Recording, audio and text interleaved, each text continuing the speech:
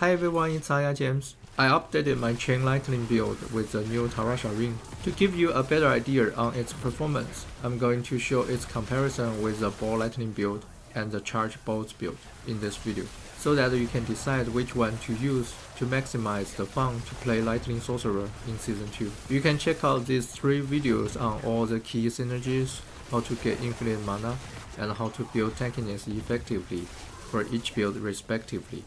I will skip those in this video. The absolute numbers I show here, like how much time it takes to kill Uber Lilith, are based on my gear that are close to perfect quality, plus 6 glyphs at the max level 21 in the Paragon board. So you may find that your experience varies significantly from the numbers listed here. The Diablo 4 endgame experience is highly dependent on the quality of gear pieces and the glyph levels.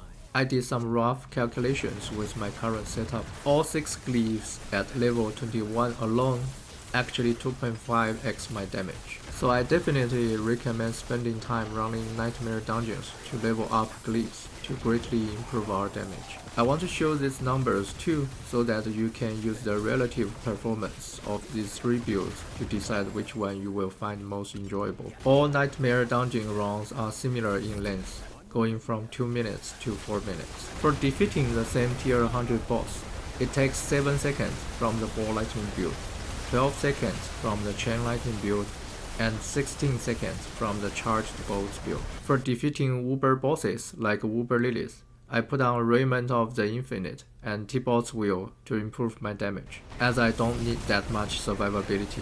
All 3 builds can skip all Uber Lilith's mechanics. To bring her HP from 100 to 0 in the second phase, it takes around 3 seconds from the ball lightning build, around 7 seconds from the chain lightning build, and around 11 seconds from the charged bolts build. The relativity also applies to other Uber bosses like Russian and Duriel. For Helltides to get 600 cinders, it took me around 17 minutes from the ball lightning build, and took me around 15 minutes from both the chain lightning build and the charged bolts build. It is very easy to switch between the 3 builds. We use the unbroken tether aspect on gloves for the chain lightning build. We use the gravitational aspect on gloves for the ball lightning build. And we use the Staff of Lam Essen and the piercing static aspect on gloves for the charged bolts build. All other gear pieces are the same. It is also minimum differences between the 3 builds in terms of the skill tree. The main difference is that we use 5 points in chain lightning for the chain lightning build. We use 1 point in chain lightning plus 1 point in flame shield for the ball lightning build. And we use 5 points in charged bolts for the charged bolts build.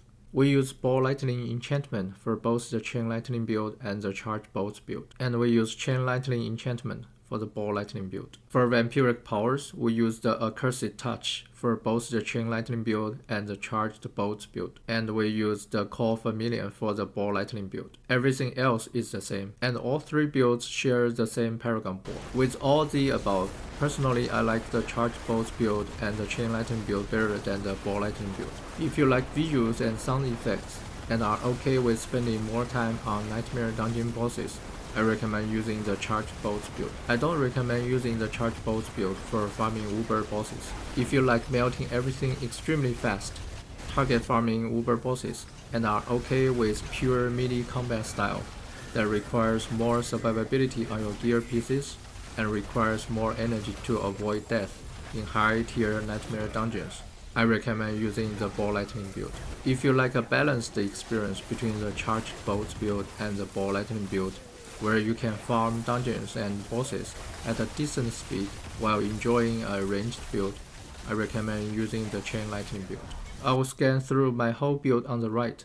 You can find the full build link in the description of the video. The stat priorities in the build link are the ideal stats. If some stats in the video are different from those in the build link, they are good alternative stats. And I put a full Nightmare tier 100 run on the left to showcase how it feels to run this chain lightning build.